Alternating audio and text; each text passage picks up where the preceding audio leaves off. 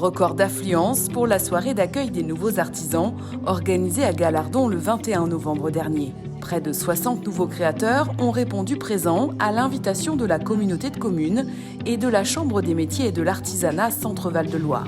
Enrichir mes compétences, c'est très important. On a tendance à dire que la formation, c'est un coût. Pour moi, c'est vraiment un investissement. Parce qu'aujourd'hui, quand on est chef d'entreprise, on ne peut pas être bon partout.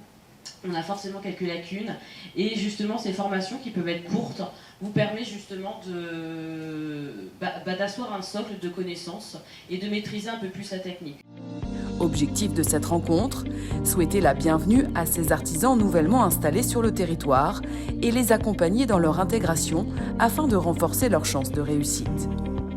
L'occasion également pour ces nouveaux entrepreneurs de pouvoir rencontrer les interlocuteurs clés et les nombreuses structures d'appui à la création et gestion d'entreprises présentes sur le territoire. La Chambre de métier est présente sur les territoires et accompagne en fait la vie d'un artisan de la création de l'entreprise au développement ainsi qu'à la cession. Elle a vraiment un rôle majeur pour la pérennité en fait de l'entreprise. Donc elle l'accompagne avec différentes choses comme des formations, tout ce qui est aussi accompagnement financier pour le développement d'un projet. Donc c'est vrai que elle est présente vraiment au quotidien pour le développement d'une entreprise. Organisée tous les 2 ans, cette rencontre est aussi l'occasion pour la communauté de communes de prouver qu'elle est un véritable facilitateur qui apporte aux porteurs de projets une offre de services dédiée permettant de simplifier leur démarche d'implantation sur le territoire. La politique de la communauté de communes en matière de développement économique s'explique sur 2 aspects principaux.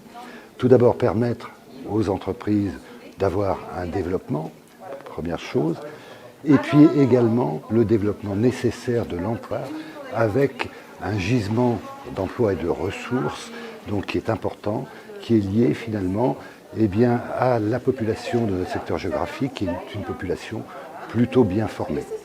Voilà. Donc c'est pour les entreprises réellement une opportunité, à la fois en termes de ressources humaines, mais également en termes de marché.